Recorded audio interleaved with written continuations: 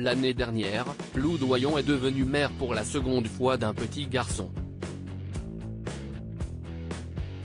Et elle avait 40 ans.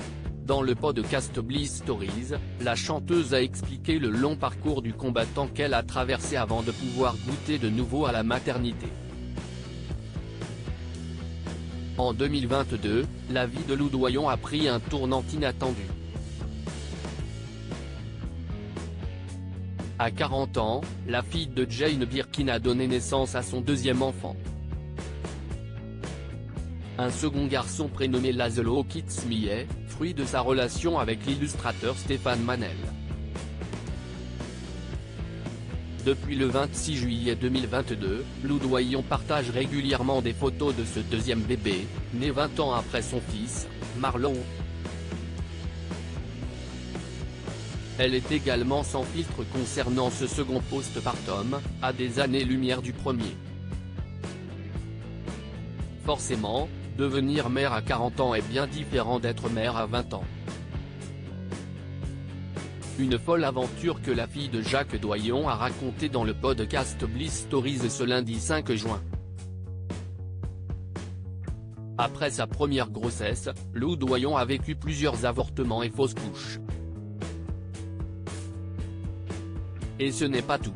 Elle a également subi une amniocentèse. Il s'agit d'un examen médical qui consiste à prélever du liquide amniotique dans la poche du placenta, à l'aide d'une aiguille. La procédure permet de détecter les anomalies chromosomiques, comme la trisomie 21, et n'est pas sans danger, car elle peut causer des fausses couches. Lou Doyon a vécu plusieurs fausses couches, un examen qu'elle a dû subir avec des réunions de docteurs qui font des suppositions sur une trisomie, et puis ce moment un peu compliqué où on vous demande de réfléchir. On vit des jours bien pourris. Et avant de donner vie à Laszlo, Lou Doyon a de nouveau vécu une fausse couche.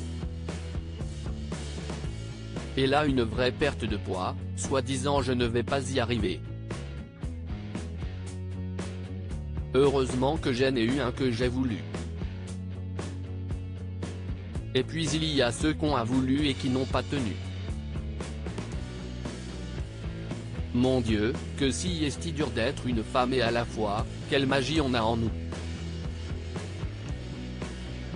Et en même temps, on est magique sans tout ce bordel là aussi, a confié la musicienne.